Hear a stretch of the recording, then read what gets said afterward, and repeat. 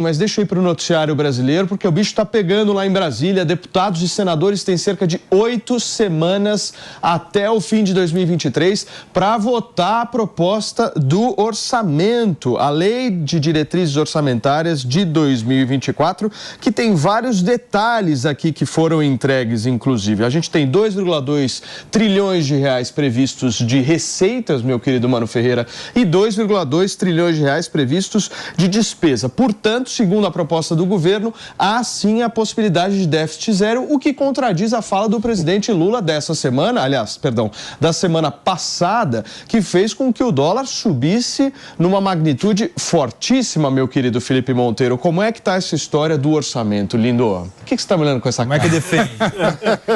Defende aí, Pepe. Você tá vai defender. Vai lá. Né? Vai defender gasto público para induzir a economia agora. Vocês sobraram de fanfarrão, e a contradição, né?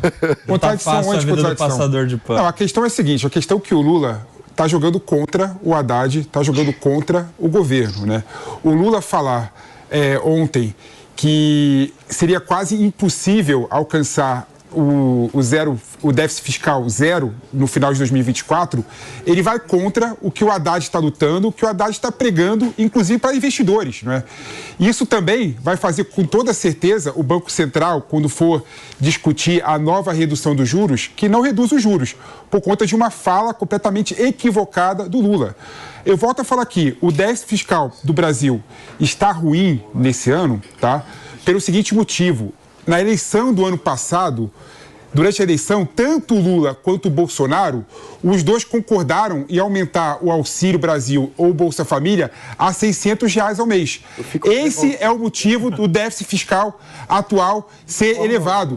Então, o déficit fiscal seria elevado com o Lula e seria elevado com o Bolsonaro. Essa é a verdade. E o orçamento público que o Lula está cumprindo esse ano foi o orçamento público votado pelo Bolsonaro no ano passado. E o ano que vem? Vai cumprir por quê?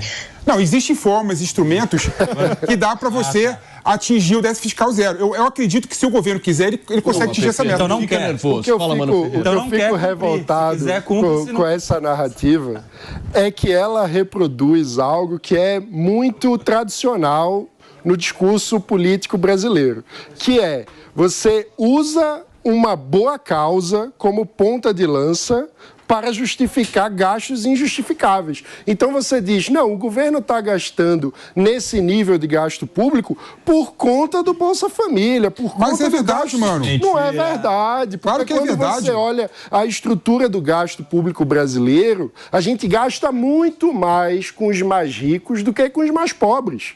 Então, nós gastamos assim pela falta de coragem e de decisão política do governo de enfrentar as reformas necessárias para cortar gastos ineficientes. Não falta ineficiência no Estado brasileiro. Não é só, mano. É claro, não precisa nem aprofundar muito. É só fazer uma conta básica. Todos os especialistas falavam que para pagar o Bolsa Família na medida em que está sendo pago, seriam necessários 70 bilhões a mais do que estava previsto no orçamento. E o déficit então não dá para ter um déficit de 100 bilhões neste ano e não alcançar no ano que vem. Então é só assim. O que vocês esquecem que o gasto desse governo estava previsto no orçamento aprovado pelo Bolsonaro no ano passado. Pepe, mas ou seja, o governo Lula está cumprindo exatamente o déficit, o gasto e as despesas do ano passado. Economia política. O Lula não foi sincero? Ele foi sincero. Não, ele foi vou cumprir mesmo. Equivocado. Mas na economia política... Será que o Lula que é equivocado ou a meta que é equivocada? Não, assim, vamos combinar o seguinte, no Brasil... o conceito do PT sobre economia que é equivocado. O Brasil tem 560 bilhões de reais em subsídios. Se você revisar 20% de subsídios, você já alcança o déficit zero sem fazer qualquer tipo de redução de despesa administrativa, por exemplo. Certo, o governo quer. Ou seja, fala 20% de subsídio que dá para tirar. Quer ver um subsídio, por exemplo, que dá para tirar? Quando você pega, por exemplo, o subsídio da cesta básica, tá lá como um dos itens da cesta básica o salmão e o filé mignon, que quem consome são só a classe rica. Ou seja, se você tirar o subsídio do salmão e o subsídio do filé mignon, por exemplo, você já reduz bilhões. Você acha que tem quanto sendo vendido de salmão e filé mignon para dar bilhões? Bilhões.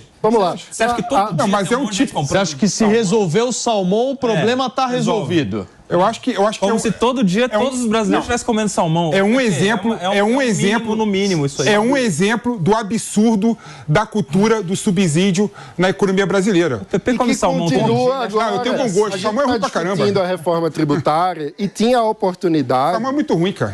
Não fala assim, não. Não. A gente está discutindo a reforma tributária agora e havia a oportunidade de acabar com vários subsídios, entre eles o da cesta básica, que eu concordo, do ponto de vista de eficiência de política econômica, é muito ruim. Por quê? Porque quando você dá o subsídio para um produto, você dá para o pobre que compra aquele produto e também para o rico que ganha aquele produto. Então, na prática, é uma política regressiva, porque os ricos acabam comprando mais, então tem mais vantagem nesse tipo de política. Há uma proposta na mesa que é a proposta do cashback, que é o quê? Você devolve diretamente o imposto pago pelos mais pobres. Isso é muito mais eficiente. Mas o que é que a gente está vendo na discussão da reforma tributária? No lugar de fortalecer o cashback, estão enfraquecendo a ideia do cashback para manter, mesmo com a reforma tributária, os subsídios da cesta básica. Ou seja, o governo diz que deseja reduzir subsídio, mas na prática atua politicamente pela manutenção dos subsídios e dos privilégios. Então a conta nunca vai fechar desse jeito. Muito bem. Miriam Spritzer. Olha, eu tô achando essa conversa muito interessante exatamente por isso, né? Parece que tem soluções tão simples. E se fosse, por que nenhum governo antes já fez, sabe? Eu acho, isso deixa uma impressão, eu vejo muito do ponto de vista internacional. A falta de confiança de como vai ser os gastos do Brasil deixa o investidor internacional muito na dúvida do que fazer. E isso prejudica o Brasil de uma forma geral, né? Então, a gente tem um discurso totalmente incongruente do presidente em relação à tentativa de política econômica aí do Brasil.